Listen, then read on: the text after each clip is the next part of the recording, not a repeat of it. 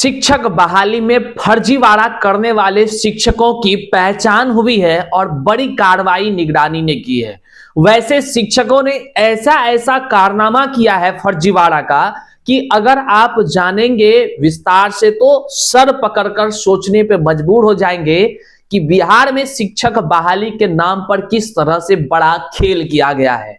बिहार के योग्य युवाओं का जीवन कैसे लोगों ने छलने का काम किया है, आप जानकर हैरान हो जाएंगे कि कैसे फर्जी डिग्री के सहारे बिहार में शिक्षक बनने का खेल चालू करने के साथ साथ उस खेल का अब तक जो है कि प्रक्रियाएं चल रही है। चाहे बीपीएससी से टीआरई 1, टीआरई 2, टीआरई 3 की परीक्षाएं हो गई, लेकिन इसमें भी सेंधमारी करने वालों का जो कह लीजिए मनोबल वह घटा नहीं, वह सेंधमारी की प्रक्रियाएं चालू ही रही, जिसको लेकर के अब विभाग जो है कि नियोजित वाला तो निगरानी जांच कर ही रहा था, अब बीपीएससी टीआरई 1, 2, 3 का भी निगरानी के हवाले। बताइए ऐसे शिक्षा व्यवस्था कैसे चलेगा।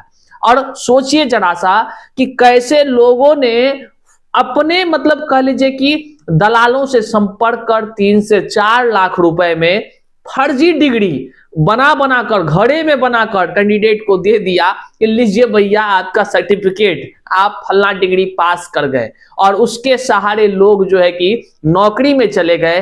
अंततः कहते हैं वही लिखा होता है जो आपके तकदीर में लिखा है, भैया वही होना होता है। निश्चित तौर से अब पकड़े गए हैं, सेवा मुक्त की प्रक्रियाएं हैं, जेल जाने का कह लीजिए कि सारी प्रक्रियाएं शुरू हो गई है, और सबसे बड़ा कि वेतन वसूली वह भी शुरू हो गया है। आइए विस्तार से हम आपको बताते हैं क्या कुछ बड़ी अपडेट आई है और किस तरह का कारनामा लोगों ने कर शिक्षक बहाली में सेंधमारी करने का प्रयास ही नहीं बल्कि बखूबी सफलता भी प्राप्त किया, और वहीं पर वेतन भी उठाते रहे, योग्य लोगों का जीवन बर्बाद करते रहे और कहते रहे मौज से कि तुम लोग पढ़ता नहीं था इसलिए तुम्हारी नौकरी नहीं लग सकी, और हम लोग खूब पढ़कर फर्जीवाड़ा करके नौकरी हासिल कर लिए। अब आपको हम जो बताने जा रहे हैं कान खोल कर आप और ध्यान से सुनिएगा, देखिए किस तरह की बातें होती है। करते शुरू से पहले नमस्कार, मैं हूं हरे कृष्ण प्रकाश और आप देख रहे हैं साहित्य आजकल। साहित्य आजकल का मतलब ही है वह सच्चाई जो जानी आपके लिए है बेहद आवश्यक है। साथियों, चैनल पर नए हैं तो सब्सक्राइब कीजिए और अपने तमाम साथियों तक एक बार जरूर शेयर कर दीजिए।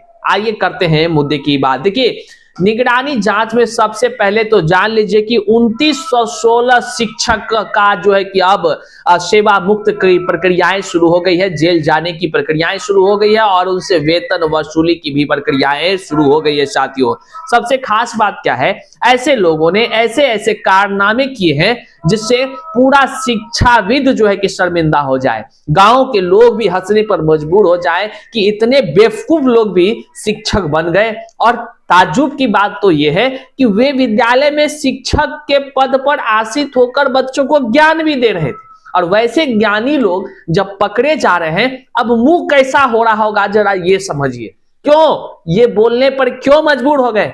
क्योंकि हमें सवेरे सवेरे भी कॉल आता है, दिन भर मैसेज आता है कि भैया हमारा ना उम्र अब अधिक उम्र में चला गया। जानते हैं क्यों? क्योंकि जब बहाली हो रही थी ना, लोग मतलब कि गैर कानूनी रूप से वो लोग बहाल हो गया पैसवा दे देकर, और उस कारण से मेरी नौकरी नहीं लग सकी। सोचिए, जब योग्य अभ्यर्थियों का जीवन एक तरफ बर्बाद हो रहा है और अयोग्य लोग शिक्षक बनकर, झूठा शिक्षक बनकर विद्यालय में बैठकर सरकार के राजस्व को चूना लगा रहा है, वेतन उठा रहा है। सोचिए उन पर क्या बीतता होगा जिनकी वजह से आज उनका जीवन बर्बाद हो गया। देखिए जो यहां पर जो बातें हैं वो स्पष्ट तौर से 2916 शिक्षकों का अब जो है कि सारे मामले सेट हो गए हैं। फर्जी प्रमाण पत्र पर बहाल नियोजित शिक्षकों की नौकरी पर संकट गहरा ही नहीं गया बल्कि जेल भी जाएंगे वो लोग। निगरानी विभाग के जांच में खुलासा हुआ है कि 2916 नियोजित शिक्षक फर्जी प्रमाण पत्र और अंक पत्र के आधार पर नौकरी कर रहे थे।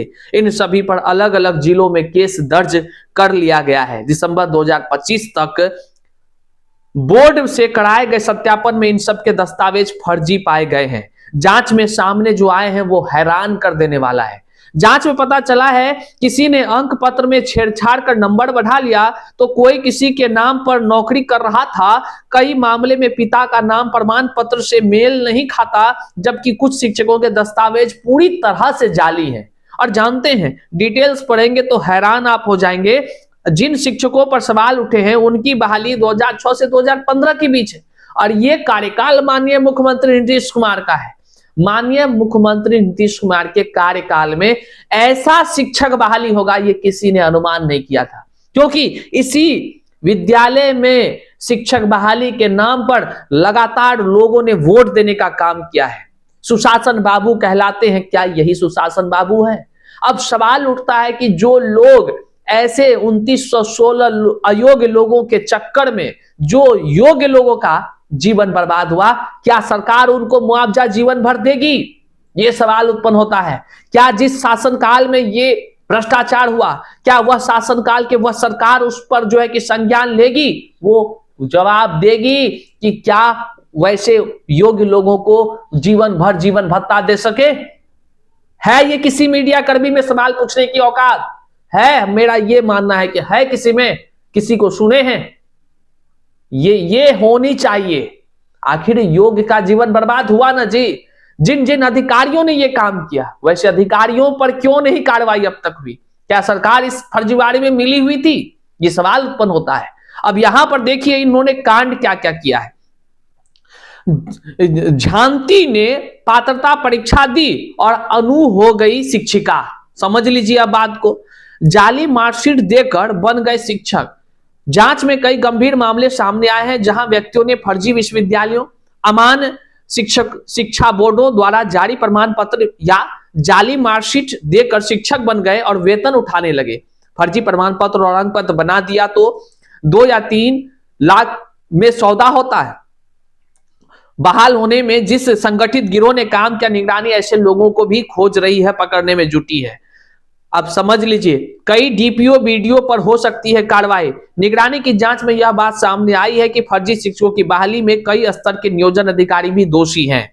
नियोजन पदाधिकारी के विरुद्ध भी मामला दर्ज किया गया है। पंचायत सचिव, डीपीओ और बीडीओ समेत अन्य अधिकारियों पर कार्रवाई हो सकती है। नियोजन अधिकारियों ने मूल सीडी रहते हुए भी फर्जी शिक्षकों का भर्ती होने दिया। देखिए, ये सीडी वाली बात जब आई ना, मेरा रूह कांप गया, क्योंकि मैं छोटा था जिस समय यह बहाली की प्रक्रियाएं चल रही थी, और मैं देखा हूं, मैं जाना हूं इस चीजों को कि कैसे सीडी में हेरफेर लोग किया करते थे। मुखिया जी उस समय तत्कालीन जो है कि तमाम रूपरेखा तय करते थे, और उस समय ग्राम सेवक, ग्राम पंचायत लोग ये सब मिल करके कैसे फर्जीवाड़ा को अंजाम देता था। 2-2, 3-3 लाख रुपया लेता था, और जिसका मेरिट में नाम आया हुआ ना, उसका नाम हटा करके वो अपने पैसा लिए कैंडिडेट का बहाली कर देता था। इस चीज के भुक्तभोगी हैं। हमारे परिवार में ऐसे कई लोग थे जिनका मेरिट में नाम था, पैसा नहीं था, तो आज वो नौकरी में नहीं है, लेकिन उनके जगह अयोग्य लोग बहाल हो गए। जो ग्राम सेवक उस समय तत्कालीन पैसों का डिमांड करता था, हम तो छोटे थे, शायद 7 या 8 में पढ़ते होंगे उस समय वो तो अब जीवित भी नहीं है, वो जीवित नहीं है, लेकिन हमने जाना कि किस तरह नौकरी में खेला किया था। तभी छोटे थे, लेकिन अनुभव तो है। और सीडी की बात देखिए, अभी निकल कर सामने आई ना, कैसे वो सीडी ओरिजिनल बनता। उस समय सीडी, अभी वीडियोग्राफी होता है ना, उस समय भी वीडियोग्राफी होता था, सुनते थे मां लोगों से, लेकिन खेला करने वाला खेला करता था, बेशक खेला करता था। अब सोच लीजिए, फर्जीवाड़ा करके योग्य लोगों का खून पसीना मिट्टी में मिला दिया वो लोग, भ्रष्टाचार करने वाले लोग। और भ्रष्टाचारी सीना तान कर कहेगा कि तुम लोग पढ़ता नहीं है तभी ना नौकरी नहीं हुआ। अरे निच्छड़ कहीं का, मच्छर सा प्रजाति के लोग, जो लोग फर्जीवाड़ा को अंजाम देने वाले हैं, वैसे लोगों को आजीवन फांसी की सजा होनी चाहिए। वैसे पदाधिकारी जिन्होंने ऐसे फर्जीवाड़े को करने में सहयोग, अपनी हस्ताक्षर किया है, वैसे दलाल अधिकारियों को फांसी की सजा होनी चाहिए। बहरहाल इस वीडियो को जन जन तक शेयर कीजिए, फर्जी करने वाला एक भी बचे ना। इस मुहिम का हिस्सा बनिए। चैनल पर नए हैं तो सब्सक्राइब कीजिए, लाइक कीजिए, कमेंट में अपना विचार जरूर व्यक्त कीजिए कि क्या वैसे अधिकारियों पर कार्रवाई न कर सरकार बच सकती है क्या? जरूर बताइए हमें। बहुत बहुत धन्यवाद।